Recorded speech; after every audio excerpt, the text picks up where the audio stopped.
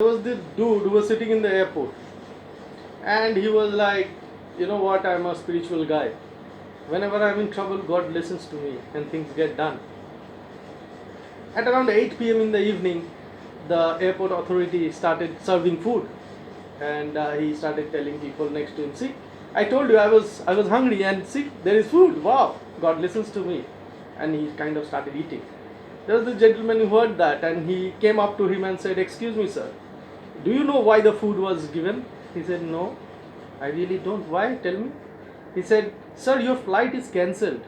That's why it's given to you, and it is rescheduled only tomorrow morning. So he was like, is it really? Oh my God. So do not assume things, presume things that things are going to happen, or what's happening around you. Ask and find out before you make up your mind. There was this other dude. I sent him a message saying that, hey, how are you doing? He kind of said, I'm doing fine. How are you? I said, I'm good. So what are you doing now? I messaged him. He said, well, I'm a bit busy. I said, doing what? He said, I'm trying to read this F word book, or I'm busy reading this F word book. I was like pissed off. I said, let me not reply this guy back. Next day he met me. He said, why didn't you reply me back? I said, no, I mean, you are a disgusting chap, Why do you write such things? You are busy reading the F word book. I mean, I don't want to know about it. He said, whoa, whoa, wait. I was busy reading the family book. What's bad in that? I said, is it the F word book means family book? He said, yes.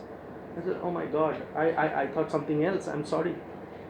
So, these abbreviations and these short forms, if the other person doesn't know, and you kind of message or email or IP chat, it could create a big barrier in communication. And this the other case. This I was giving this presentation. There was this crowd of 30 people who were seated and listening to me. Everybody was smiling at me, and I was enjoying myself presenting a very important business meeting. And suddenly I noticed one chap, a short chap with a little long hair, with a mustache, looking straight at me with a very stern face.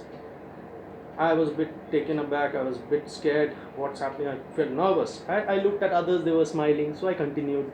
Somehow the presentation was over. During the tea break, I noticed that, this guy is coming straight towards me. I was like, this is the worst fear coming true. He actually came up to me and said, excuse me, may I have a word with you? I was like, is he going to say, I hated your presentation, it was disgusting, try to improve next time? And I was like waiting. I was a bit nervous. He said, you know what, your presentation was the best I ever heard. It was awesome. Wow. I was like, okay, really? Then I recalled his face. He had a stern face. Maybe, probably. He didn't know the art of smiling. But I made up my mind at that time, looking at him, that he was not enjoying my presentation. He thought it was awful. But it wasn't the case. So stereotyping people based on my experiences of understanding facial expressions or kind of personalities could make me a bad communicator. Once this person came up to me and clarified, it was clear to me that that was not the case, isn't it? So it's better always to talk, to converse, and to clear out things than to have the stereotypes in your mind, right?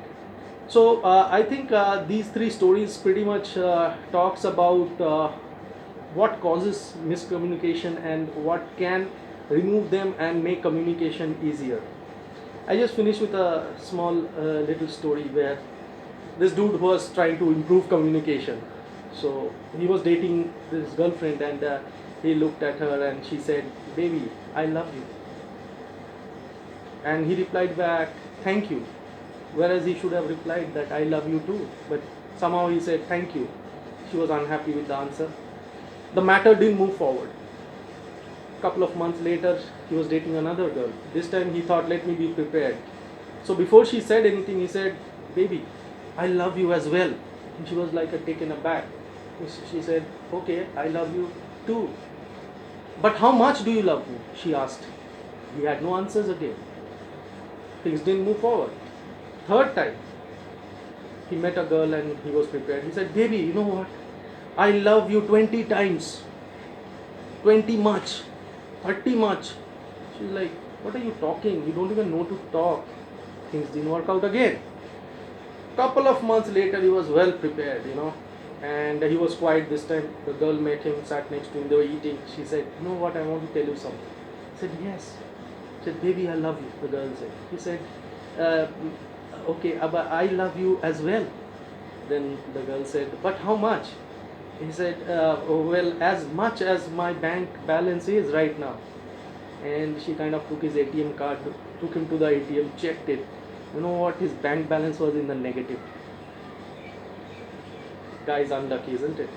So, well, one has to be well prepared for a conversation, whether it's official or personal, or a presentation or a call.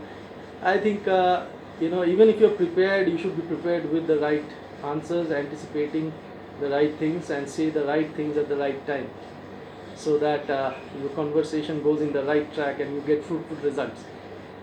Thank you so much, friends. I'm so happy that many of you are watching my videos, are liking my videos, and sharing my videos. So do call me at my telephone number 80172055457, or mail me nagsudeep08@gmail.com. Consultant trainer Sudeep Nag. I'm from Kolkata. You can avail my services anytime, anywhere, especially these days when we are working on the system, right? Virtually. I'm waiting for your call. See you soon.